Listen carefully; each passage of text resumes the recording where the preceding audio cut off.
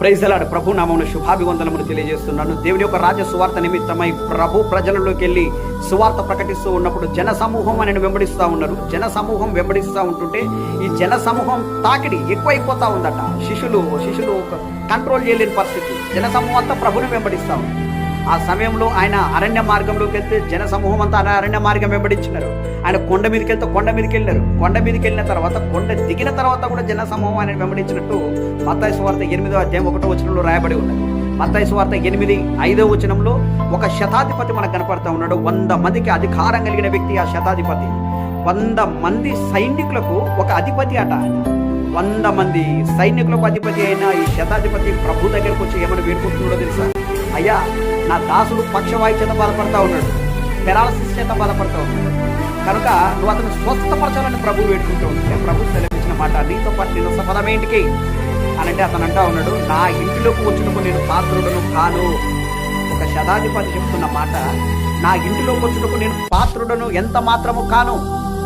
నువ్వు మాట మాత్రం సెలవిస్తే చాలయ్యా, నా దాసుడు స్వస్థపరచబడుతాడని అంటావు. నిజమే, ప్రభువు ఒక మాట సెలవిస్తే నిజంగా స్వస్థపరచబడతారట. అందుకని ప్రభు మాటలో అంత శక్తి ఉంది. ప్రభు మాట్లాడినప్పుడు భూమి నిర్మించబడ్డది, ప్రభు మాట్లాడినప్పుడు ఆకాశం నిర్మించబడ్డది, ప్రభు మాట్లాడినప్పుడు ప్రకృతి నిర్మించబడ్డది. ప్రభు మాట్లాడితే మానవాళి నిర్మించబడ్డరు. కనుక ప్రభు మాట సెలవిస్తే చాలు, నా దాసుడు స్వస్థపరచబడతాడనే విశ్వాసం చేత ఆ శతాధిపతి మాట్లాడినప్పుడు ప్రభు ఏమని సాక్ష్యం ఇస్తున్నాడు అంటే అతని గురించి ప్రభు ఒక చక్కటి మాట చెప్తా ఉన్నాడు. అతని గురించి, ఇజ్రాయేలు జనాంగంలో ఇంతటి విశ్వాసం గల వ్యక్తిని నేను చూడలేదు. ఎందుకంటున్నా తెలుసా? ఆ శతాధిపతి, నేను అధికారం లోబడిన వాడను, నేను ఒకరిని బయటికి వెళ్ళమంటే వెళ్ళును, ఒకరిని లోపలికి రమ్మంటే వస్తాడు, కానీ నేను అధికారం లోబడిన వాడు. నా కింద 100 మంది సైనికులు పనిచేస్తున్నారు, వారందరికీ నేను అధిపతిని. అయినా నా ఇంట్లోకి నువ్వు వచ్చుటకు నువ్వు ఎంత మాత్రం ప్రాత్రుడు కాను అని తగ్గింపు స్వభావం కలిగి విశ్వాసం చేత మాట్లాడి. ఒకటి, అతని దగ్గర 2 విషయాలు మనకు కనపడుతూ ఉన్నాయి ఈ శతాధిపతి దగ్గర. ఒకటి, తగ్గింపు స్వభావం.